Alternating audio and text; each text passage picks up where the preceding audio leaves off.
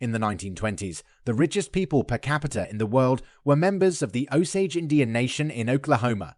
After oil was discovered beneath their land, they rode in chauffeured automobiles, built mansions, and sent their children to study in Europe. Then, one by one, the Osage began to be killed off. The family of an Osage woman, Molly Burkhart, became a prime target. Her relatives were shot and poisoned, and it was just the beginning, as more and more members of the tribe began to die under mysterious circumstances. Osage people who adhere to traditional customs believe they are an integral part of a broader universe. Their ceremonies and social organization represent what is observed around them that was created by a supreme life force known as Wakonta, or Wa. Everything created has the spirit of Wakanda within it, from trees, plants, and the sky to animals and human beings. They believe there are two main divisions to life, consisting of the sky and earth. Life is created in the sky and descends to the earth in material form. The sky is viewed as masculine in nature and the earth as feminine. They revere the behavior of animals such as hawks, deer, and bears, which are considered to be very courageous. Other species lived long lives, such as pelicans, because humans lacked many of the characteristics naturally found within other forms of life around them. They were expected to learn from others and emulate characteristics desirable for survival. Survival was not a competition between humans and non-humans, but rather a struggle between human communities. Efforts for survival were the responsibility of the people and not of Wakanda, although they might ask Wakanda for help. Considering life a struggle among human groups, they viewed warfare as necessary for self-preservation. The people's survival was dependent on their ability to defend themselves. Over time, the Osage developed clan and kinship systems that mirrored the cosmos as they saw it. Osage clans were typically named after elements of their world, animals, plants, and weather phenomena such as storms. This was a symbolic representation. Each clan had its own responsibilities within the tribe. Names of clans included Red Cedar, Ren Ansti Shuti, Travelers in the Mist, Mosho Tsa Mo, Dia Longs Arthe. Children born to a certain clan had a ceremonial naming in order to introduce them to the community. Without a ceremonial name, an Osage child could not participate in ceremonies, so naming was an important part of Osage's identity. The people regulated marriage through the clans. Clan members had to marry people from opposite clans or divisions. Clan representation was expressed in the arrangement of Osage villages. The Sky people lived on the side opposite the Earth people, and the lodges of the Osage spiritual leaders were situated between the two sides. Osage life was highly ritualized, where there were certain ceremonies would be performed utilizing bundles and ceremonial pipes that used tobacco as offerings to seek Wakanda's aid. These ceremonies were presided over by Osage medicine people and spiritual leaders. Although some of the literature cites these individuals as priests, this term is misleading and is more Eurocentric in nature. Ceremonies, although very elaborate, served basic functions such as requesting aid from Wakanda for continued tribal existence and the blessing of a long life through children. Ceremonial songs were also a way to document the knowledge spiritual leaders gained, considering there was no written language. Songs of this nature were taught and shared among only those other Osages who were sincere and had proven themselves. Many songs and ceremonies were created for all facets of life, such as adoption, marriage, war, agriculture, and to honor the rising of the sun in the morning. During funerals, the faces of dead Osage were traditionally painted to signal high terhepton fritato pinchet. The Osage are descendants of cultures of indigenous peoples who had been in North America for thousands of years. Studies of their traditions and language show that they were part of a group of Dejihansaya speaking people who lived in the Ohio River Valley area, extending into present-day Kentucky. According to their own stories, common to other Dejihansuan tribes, such as the Ponca, Omaha, Ka, and Quapaw, they migrated west as a result of war with the Iroquois and Ha to reach more game. Scholars are divided as to whether they think the Osage and other groups left before the Beaver Wars of the Iroquois. Some believe that the Osage started migrating west as early as 1200 CE and are descendants of the Mississippian culture in the Ohio and Mississippi valleys. They attribute their style of government to the effects of the long years of war with the invading Iroquois. After resettling west of the Mississippi River, the Osage were sometimes allied with the Illiniwek and sometimes competed with them, as that tribe was also driven west of Illinois by warfare with the powerful Iroquois. Eventually, the Osage and other Dejihansiuan peoples reached their historic lands, likely developing and splitting into the above tribes in the course of the migration to the Great Plains. By the 17th century, many of the Osage had settled near the Osage River in the western part of present-day Missouri. They were recorded in 1690 as having adopted the horse, a valuable resource often acquired through raids on other tribes. The desire to acquire more horses contributed to their trading with the French. They attacked and defeated indigenous Caddo tribes to establish dominance in the Plains region by 1750, with control over half or more of Missouri, Arkansas, Oklahoma, and which they maintained for nearly 150 years. Together with the Kiowa, Comanche, and Apache, they dominated western Oklahoma. The Osage held a high rank among the old hunting tribes of the Great Plains, from their traditional homes in the woodlands of present-day Missouri and Arkansas. The Osage would make semi-annual buffalo hunting forays into the Great Plains to the west. They also hunted deer, rabbits, and other wild game in the central and eastern parts of their domain. Near their villages, the women cultivated varieties of corn, squash, and other vegetables which they processed for food. They also harvested and processed nuts and wild berries. In their years of transition, the Osage had cultural practices that had elements of the cultures of both woodland Native Americans and the Great Plains peoples. The villages of the Osage were important hubs in the Great Plains trading network, served by core people as intermediaries. In 1673, French explorers Jacques Marquette and Louis Joliet were among the first Europeans documented to contact the Osage, traveling southward from present-day Canada in their journey along the Mississippi River. Marquette's 1673 map noted the Kansa, Osage, and Pawnee tribes thrived in much of modern-day Kansas. The Osage called the Europeans ein Starhai, heavy eyebrows, because of their facial hair. As experienced warriors, the Osage allied with the French, with whom they traded, against the Illiniwek during the early 18th century. The first half of the 1720s was a time of more interaction between the Osage and French colonizers. Etienne de Vignard, Sieur de Bourgmont, founded Fort Orleans in their territory. It was the first European colonial fort on the Missouri River. Jesuit missionaries were assigned to French forts and established missions in an attempt to convert the Osage, learning their language to ingratiate themselves. In 1724, the Osage allied with the French, rather than the Spanish, in their fight for control of the Mississippi region. In 1725, Bourgmont led a delegation of Osage and other tribal chiefs to Paris. They were shown around France, including a visit to Versailles, Château de Marly, and Fontainebleau. They hunted with Louis XEV in the Royal Forest during the French and Indian War, the North American front of the 7 Years' War. France was defeated by Great Britain and in 1763 ceded control over their lands east of the river Mississippi to the British Crown. The French Crown made a separate deal with Spain, which took nominal control of much of the Illinois country west of the Great River. By the late 18th century, the Osage did extensive business with the French Creole fur trader René Auguste Chouteau, who was based in St. Louis. St. Louis was part of a territory under nominal Spanish control after the 7 Years' War, but was dominated by French colonists. They were the de facto European power in St. Louis and other settlements along the Mississippi, building their wealth on the fur trade, in return for the Chouteau brothers building a fort in the village of the Great Osage, 350 miles, 560 kilometers southwest of St. Louis. The Spanish regional government gave the Chouteau a 6-year monopoly on trade 1794 to 1802. The Chouteaus named the post Fort Carondelet after the Spanish governor. The Osage were pleased to have a fur trading post nearby, as it gave them access to manufactured goods and increased their prestige among the tribes. Lewis and Clark reported in 1804 that the peoples were the Great Osage on the Osage River, the Little Osage upstream, and the Arkansas Band on the Verdigris River, a tributary of the Arkansas River. The Osage then numbered some 5,000. The Osage and Quapaw suffered extensive losses from smallpox in 1801-1802. Historians estimate up to 2,000 Osage died in the epidemic. In 1804, after the United States made the Louisiana Purchase, the U.S.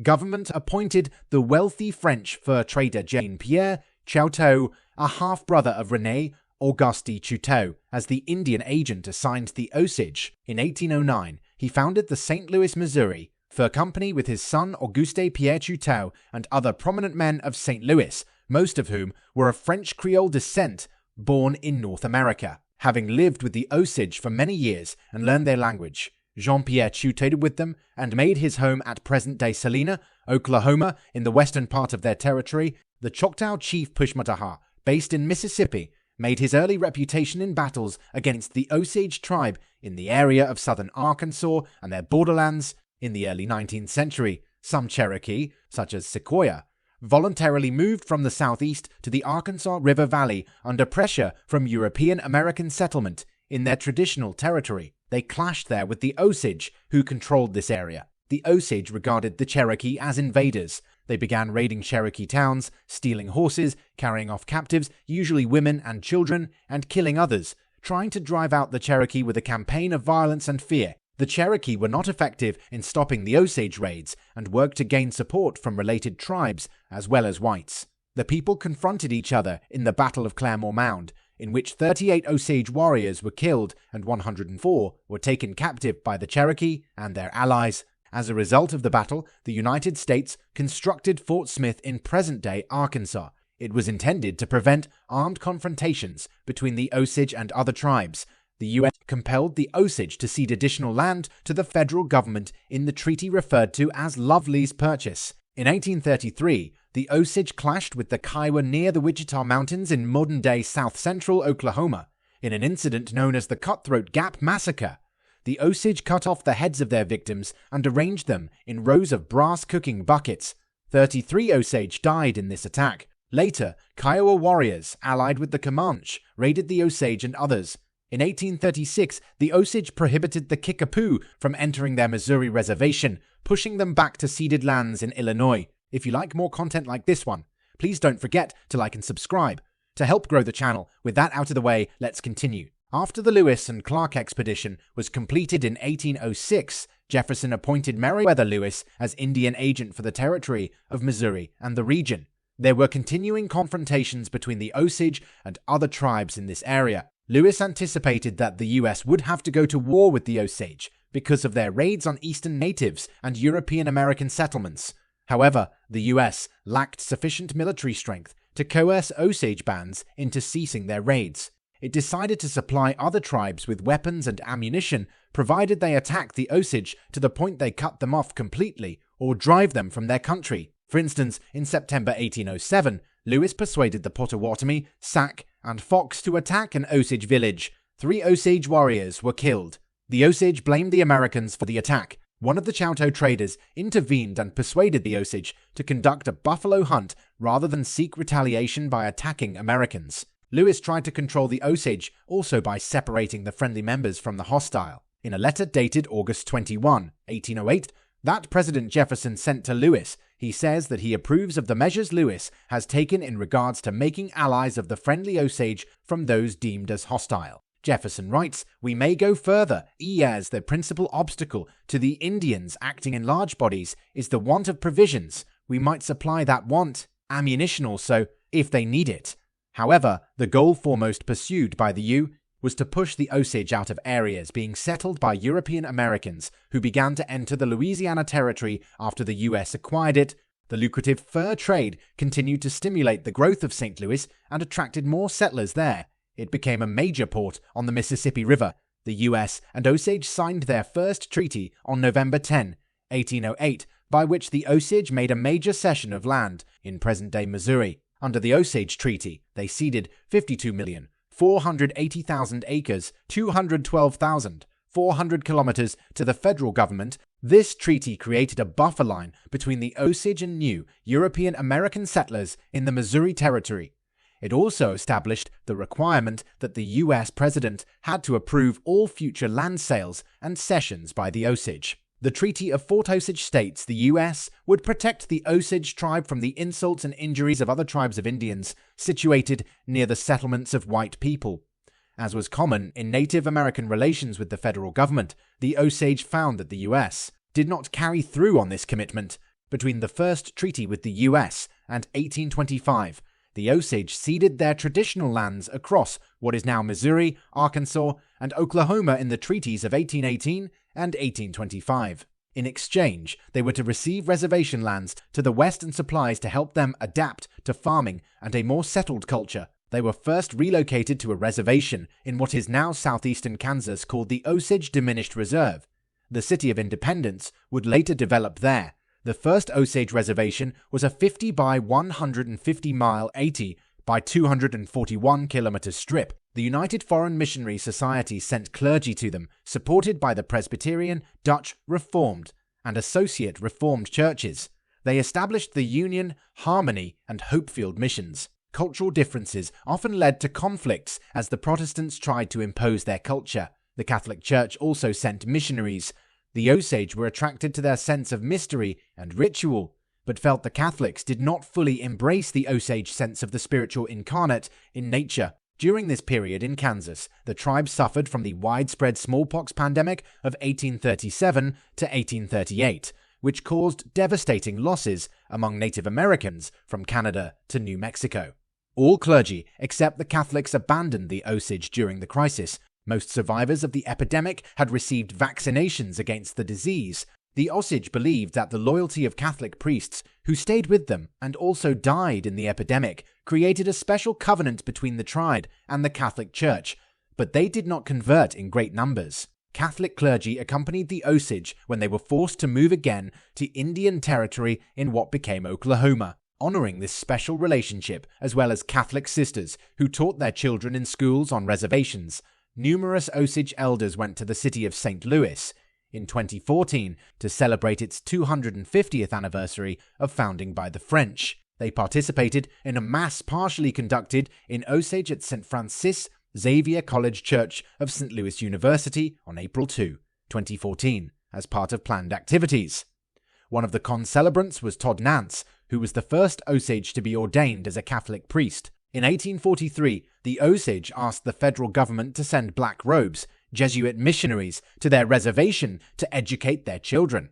The Osage considered the Jesuits better able to work with their culture than the Protestant missionaries. The Jesuits also established a girls' school operated by the Sisters of Loretto from Kentucky, led by Mother Bridget Hayden. During a 35-year period, most of the missionaries were new recruits from Europe, Ireland, Italy, the Netherlands, and Belgium. They taught, established more than 100 mission stations, built churches, and created the longest-running school system in Kansas. White squatters continued to be a frequent problem for the Osage, but they recovered from population losses, regaining a total of 5,000 members by 1850. The Kansas-Nebraska Act resulted in numerous settlers arriving in Kansas territory.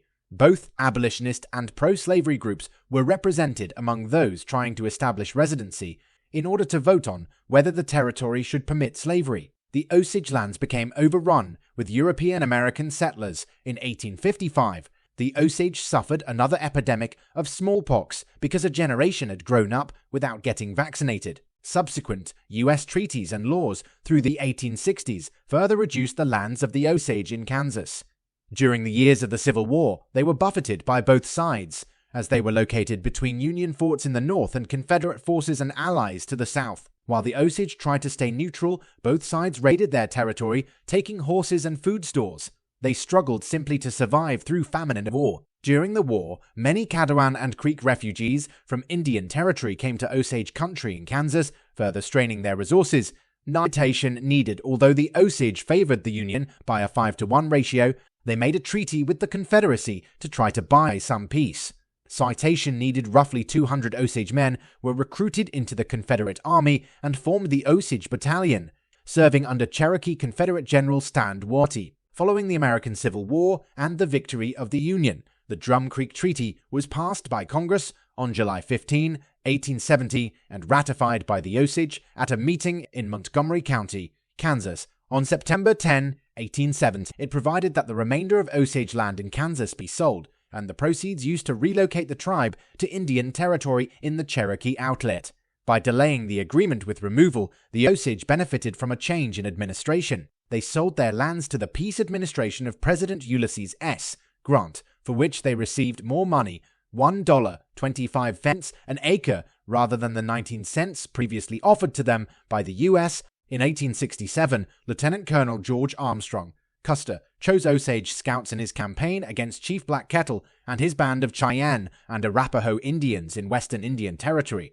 He knew the Osage for their scouting expertise, excellent terrain knowledge, and military prowess. Custer and his soldiers took Chief Black Kettle and his peaceful band by surprise in the early morning near the Washita River on November 27, 1868. They killed Chief Black Kettle, and the ambush resulted in additional deaths on both sides. This incident became known as the Battle of Washita River, or the Washita Massacre, an ignominious part of the United States Indian Wars. The Osage were one of the few American Indian nations to buy their own reservation. As a result, they retained more rights to the land and sovereignty. They retained mineral rights on their lands. The reservation, of approximately 1,470,000 acres, 5,900 kilometers square, was purchased in 1872 and is coterminous with present-day Osage County, Oklahoma, in the north-central portion of the state between Tulsa and Ponca City. The established four-town, Powooska, Hominy, Fairfax, and Grey Horse, each was dominated by one of the major bands at the time of removal. The Osage continued their relationship with the Catholic Church, which established schools operated by two orders of nuns, as well as mission churches. It was many years before the Osage recovered from the hardships suffered during their last years in Kansas and their early years on the reservation in Indian Territory. For nearly 5 years during the Depression of the 1870s, the Osage did not receive their full annuity in cash. Like other Native Americans, they suffered from the government's failure to provide full or satisfactory rations and goods as part of their annuities during this period. Middlemen made profits by shorting supplies to the Indians or giving them poor quality. Some people starved. Many adjustments had to be made to their new way of life. During this time, Indian office reports showed nearly a 50% decline in the Osage population. This resulted from the failure of the US government to provide adequate medical supplies, food, and clothing. The people suffered greatly during the winters. While the government failed to supply them, outlaws often smuggled whiskey to the Osage and the Pawnee. In 1879, an Osage delegation went to Washington, D.C. and gained agreement to have all their annuities paid in cash. They hoped to avoid being continually shortchanged in supplies, or by being given supplies of inferior quality, spoiled food, and inappropriate goods. They were the first Native American nation to gain full cash payment of annuities. They gradually began to build up their tribe again, but suffered encroachment by white outlaws, vagabonds. The Osage wrote a constitution in 1881, modeling some parts of it after the United States Constitution. By the start of the 20th century, the federal government and progressives were continuing to press for Native American assimilation. Believing this was the best policy for them, Congress passed the Curtis Act and Dawes Act, legislation requiring the dismantling of communal lands on other reservations. They allotted communal lands in 160 acre, 65 hectares, portions to individual households, declaring the remainder as surplus and selling it to non-natives. They also dismantled the tribal governments. In 1894, large quantities of oil were discovered beneath the vast prairie owned by the tribe. Because of his recent work in developing oil production in Kansas, Henry Foster approached the Bureau of Indian Affairs to request exclusive privileges to explore the Osage Reservation for oil and natural gas. Foster died shortly afterward, and his brother, Edwin B. Foster, assumed his interests. The buyer granted the request on March 16, 1896, with the stipulation that Foster was to pay the Osage tribe a 10 royalty on all sales of petroleum produced on the reservation. Foster found large quantities of oil, and the Osage benefited greatly monetarily, but this discovery of black gold eventually led to more hardships for tribal members. The Osage had learned about negotiating with the US government. Through the efforts of Principal Chief James Bigheart in 1907, they reached a deal that enabled them to retain communal mineral rights on the reservation lands. These were later found to have large quantities of crude oil, and tribal members benefited from royalty revenues from oil development and production. The government leased lands on their behalf for oil development. The company's government sent the Osage members royalties that, by the 1920s, had dramatically increased their wealth. In 1923 alone, the Osage earned $30 million in royalties. Since the early 20th century, they are the only tribe within the state of Oklahoma to retain a federally recognized reservation. In 2000, the Osage sued the federal government over its management of the trust assets, alleging that it had failed to pay tribal members appropriate royalties and had not historically protected the land assets and appreciation. The suit was settled in 2011 for $380 million and a commitment by the government to make numerous changes to improve the program. In 2016, the Osage Nation bought Ted Turner's 43,000-acre, 17,000 hectares Bluestem Ranch. In 1898, the U.S. federal government claimed to no longer recognize the legitimacy of a governing Osage National Council, which the people had created in 1881, with a constitution that adopted some aspects of that of the United States. In 1906, as part of the Osage Allotment Act, the U.S. Congress created the Osage Tribal Council to handle the affairs of the tribe. It extinguished the power of tribal governments in order to enable the admission of the Indian Territory as part of the state of Oklahoma in 1907. As the Osage owned their land, they were in a stronger position than other tribes. The Osage were unyielding in refusing to give up their lands and held up statehood for Oklahoma before signing an allotment act. They were forced to accept allotment but retained their surplus land after allotment to households and apportioned it to individual members. Each of the 2228 registered Osage members in 1906 and one non-Osage received 657 acres, 66 hectares, nearly 4 times the amount of land, usually 160 acres, 65 hectares, that most Native American households were allotted in other places when communal lands were distributed. The tribe retained communal mineral rights to what was below the surface. As the development of resources took place, members of the tribe received royalties according to their Osage headlights, paid according to the amount of land they held. Although the Osage were encouraged to become settled farmers, their land was the poorest in the Indian Territory for agricultural purposes. They survived by subsistence farming, later enhanced by raising stock. They leased lands to ranchers for grazing and earned income from the resulting fees. In addition to breaking up communal land, the act replaced the tribal government with the Osage National Council, to which members were to be elected to conduct the tribe's political, business, and social affairs. Under the act, initially, each Osage male had equal voting rights to elect members of the council and the principal and assistant principal chiefs. The rights to these lands in future generations were divided among legal heirs, as were the mineral rights to mineral lease royalties. Under the Allotment Act, only allottees and their descendants who held rights could vote in the elections or run for office, generally restricted to males.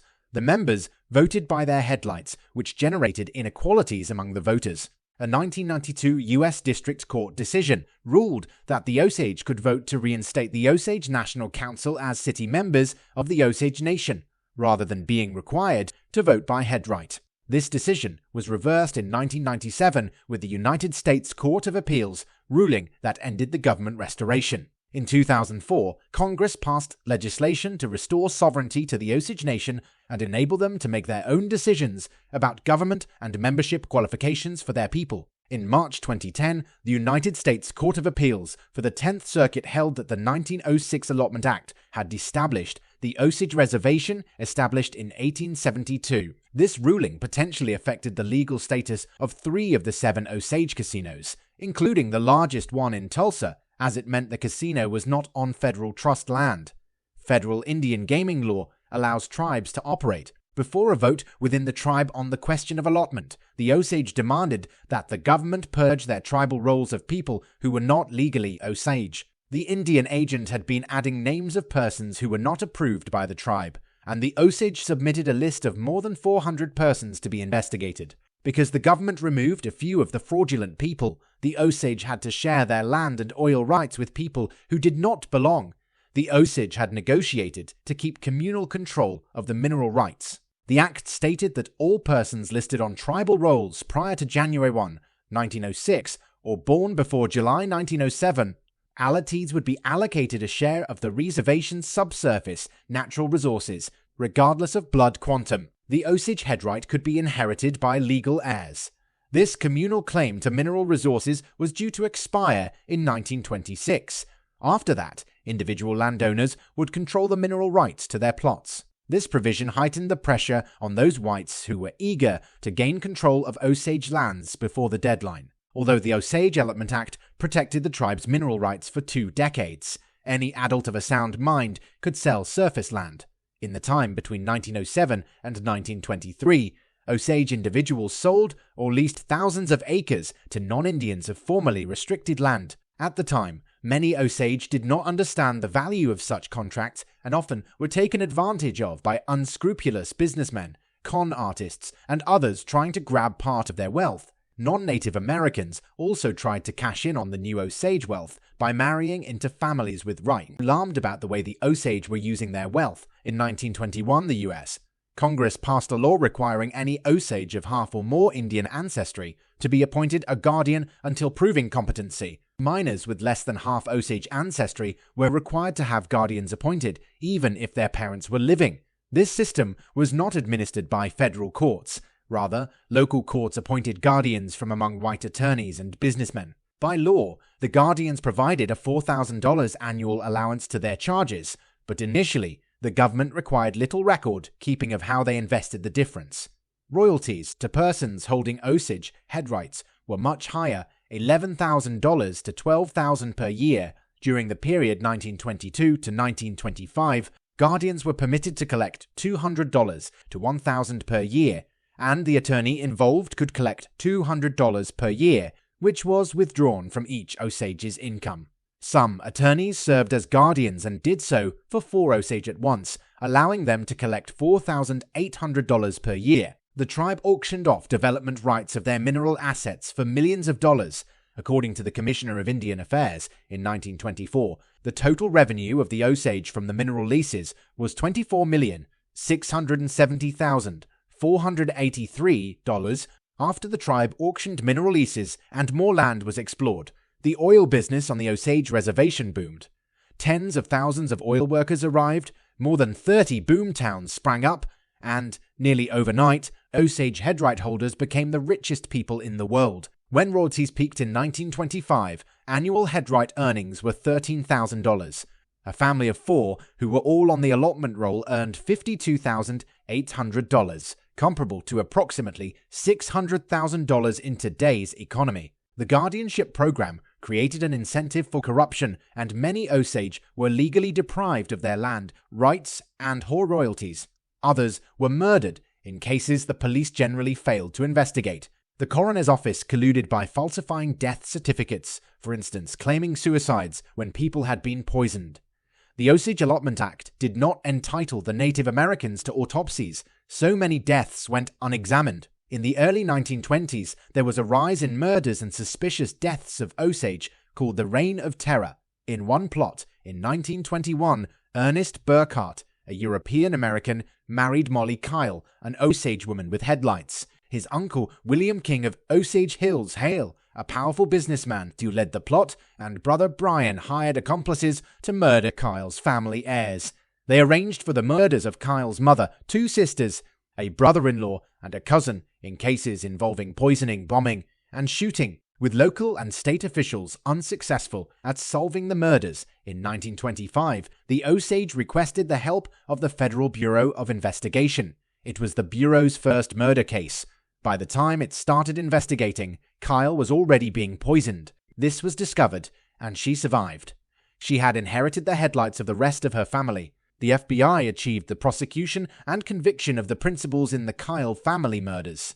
From 1921 to 1925, however, an estimated 60 Osage were killed, and most murders were not solved. John Joseph Matthews, an Osage, explored the disruptive social consequences of the oil boom for the Osage Nation in his semi-autobiographical novel Sundown, 1934, Killers of the Flower Moon. The Osage Murders and the Birth of the FBA 2017 by David Grann was a National Book Award finalist. A related major motion picture was released in October 2023. Citation needed. As a result of the murders and increasing problems with trying to protect Osage's oil wealth, in 1925 Congress passed legislation limiting the inheritance of Osage head rights only to those heirs of half or more Osage ancestry. In addition, they extended the tribal control of mineral rights for another 20 years. Later legislation gave the tribe continuing communal control indefinitely. Today, headlights have been passed down, primarily among descendants of the Osage who originally possessed them. However, the Bureau of Indian Affairs has estimated that 25% of headlights are owned by non-Osage people, including other American Indians, non-Indians, churches, and community organizations. It continues to pay royalties on mineral revenues on a quarterly basis. Beginning in 1999, the Osage Nation sued the United States in the Court of Federal Claims, dockets 99-550 and 0169, for mismanaging its trust funds and its mineral estate. The litigation eventually included claims reaching into the 19th century. In February 2011, the Court of Federal Claims awarded $330.07 million in damages in partial compensation for some of the mismanagement claims, covering the period from 1972 to 2000. On October 14, 2011, the United States settled the outstanding litigation for a total of $380 million. The tribe has about 16,000 members. The settlement includes commitments by the United States to cooperate with the Osage to institute new procedures to protect tribal trust funds and resource management. The Osage Tribal Council was created under the Osage Allotment Act of 1906. It consisted of a principal chief, an assistant principal chief, and 8 members of the Osage Tribal Council. The mineral estate consists of more than natural gas and petroleum, although these two resources have yielded the most profit.